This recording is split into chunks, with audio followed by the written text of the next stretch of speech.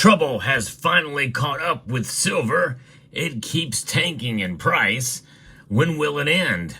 I think soon. I'll explain why I think the trouble for silver is about over as we explore.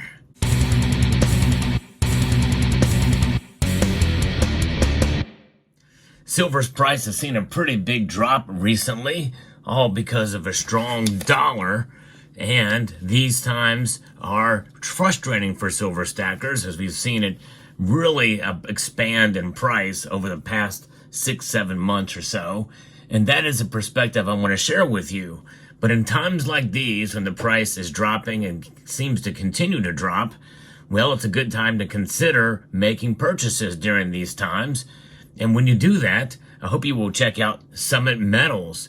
They're the sponsor of this channel, and they provide some really good service. They upgrade their shipping methods to FedEx, and they also have great prices and excellent service. So check out summitmetals.com. Now, whenever you are thinking about buying silver, usually dips provide an excellent opportunity, as I mentioned. And these are the times that I think we should consider that. But when will this trouble end for silver? In fact, by the time you see this video, it very well could be that the markets are starting to consolidate and turn around. But these big, massive drops like what we're seeing, the reasons behind it mostly in relation to a stronger dollar and bond yields rising, well, that means that more than likely psychology is playing a very large role, and we're going to see consolidation take into account. We also have to look at the technicals as well as other areas of insight, such as the mining sector. What is the industry doing, and what is the normal for silver's price? Well, let's take a step back, if we will, back when there was some pretty substantial volume that has started, really, in a sense, since about the middle of July of last year. There's been a lot of volume in trading of silver, much more than the previous year. And so that has excited the markets, made them very volatile. And then around March of 2024, we saw the price rise up from about $22.30 to where we are really right now. It did get almost to $35 an ounce. It was 9 cents shy of that, which was my adjusted goal for silver's price, or my prediction. And then it pulled back. Now, as I record this video, it's just above $30 an ounce. And $30 is a very strong psychological number. And a lot of us will probably be disappointed if we see it fall below $30 an ounce. But even if it does, even if that happens today, do not lose heart, because the silver that you have in your stack still remains. Remember, we measure our wealth in ounces, not dollars, when we hold our silver. And that's really the bottom line. As I've mentioned in previous videos, price is extremely important. It's most important in two situations: when we're buying and when we're selling. And the thing is between the two, the most important is when we sell. And when we sell, we want to make sure that we at least break even with our silver, adjusted for inflation. And that's going to take time in most situations, unless you're trading, on the price of silver. And if you're going to do that, bullion is not going to be the way to do it. Physical. You want to trade quickly using ETFs or low margins like that, or their futures market and the like. And some people are geared more towards that way, and that's fine, as that's the exposure to silver's price. But I'm one of those that believes in having wealth outside of the system. Buying ETFs is not having wealth outside of the system. It's just exposure to the price of a commodity.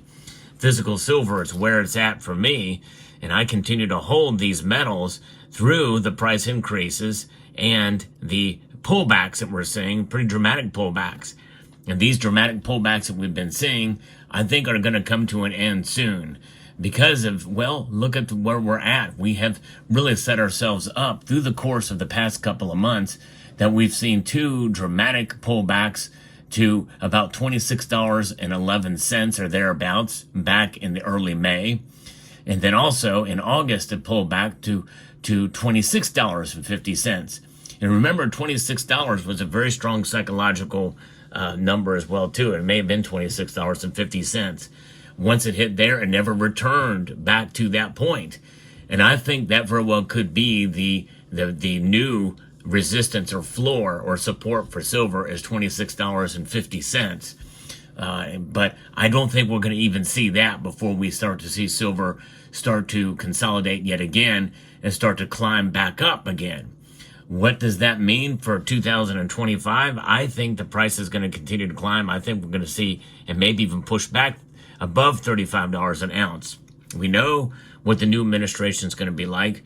We know in some instances that some of the geopolitical tensions very well could be subsiding soon, although they are increasing to some degree in Ukraine right now. But there's other factors that are coming into play. And if we start to see an increase in economic activity to the plus side, that's going to mean more demand for this metal. So that's something we have to take into account and consider here as well. But if you look back through the past and recently, and especially over the past year, we are in good shape with silver. It's in trouble right now in comparison to where it was just before the election and weeks prior to that. But nonetheless, I believe that if we can, the longer that the quicker we can get back to $32.50 an ounce and hold that line, then I think that will bring that support back into play again. Just looking at the patterns of the past with the charts, $32.50 is a crucial number, I think, for silver.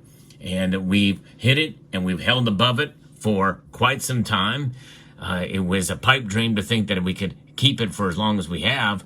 But if we hit it again, I think this time will even be even more important. And not that it can't go back under it again. Obviously it can.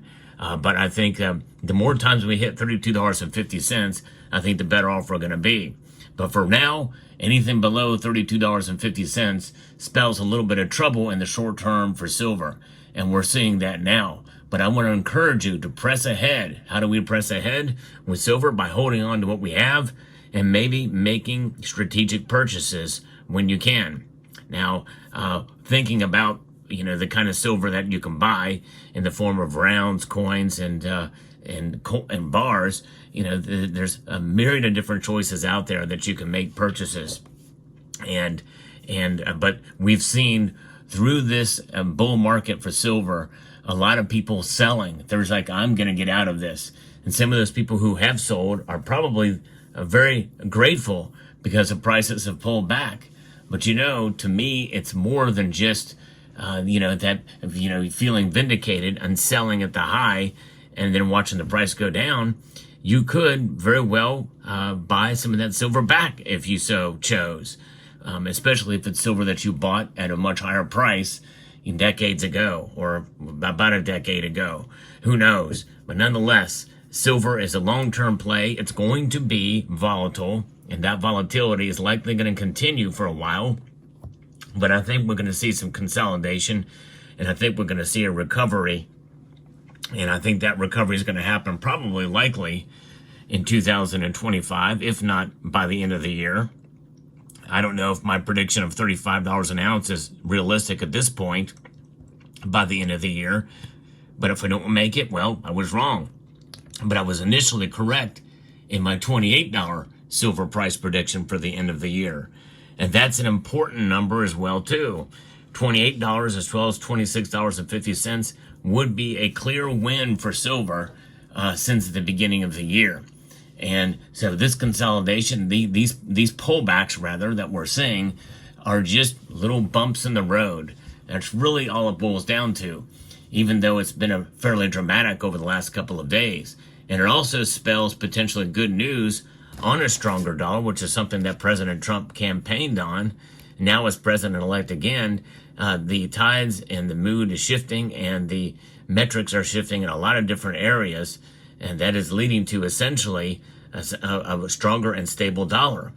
And who can be against that? I think it's great because it maybe means that we may rein in spending in this country and regulation, and that will strengthen the dollar for sure, making it a powerhouse against other currencies instead of just being the dirtiest shirt in the laundry pile or the cleanest shirt in a laundry pile of dirty shirts. So that is something to think about as well too. Remember, this community Hoosier Daddy said in a live stream the other day that, you know, essentially it's much better have lower silver prices than in a great economy than the other way around. And I am in full agreement with that methodology. I would much rather silver be stagnant and just trade in a range that's boring for most. But in my view, just as I've said in the past, because this channel has been in existence for a long time, we have seen silver trade essentially sideways for many years, 4 or 5 years at a time, maybe even more. That's the time when it's unloved. That's the time to buy it. If we have another opportunity like that for an extended period of time, well, it's a good thing. It's a very, very good thing. And to accumulate and to hold on to what you got. And those of you who did stack during those times, you're probably not so worried about this little pullback that we've seen. Silver price being, you know, like I said, right around $30 an ounce. We'll see how it plays out. Now, again, understanding and knowing that by the time you see this video, silver prices could start to recover, or it could pull back below $30 an ounce. Either way, it matters not. The message of this video remains the same, that I think the trouble for silver is going to be out sometime soon, even if that trouble just means a stop in losses in silver's price and start to realize a new support level for silver. I hope that number is $30 an ounce, but it could be lower. It might be $28 an ounce. We'll see how it all plays out. But the thing is, we need to be patient. We need to persevere with silver. And that's really the bottom line here. Let me know what your thoughts are in the comment section down below. Hope you found this video informative, insightful, and educational. And I want to encourage you to please rate, share, comment, and subscribe.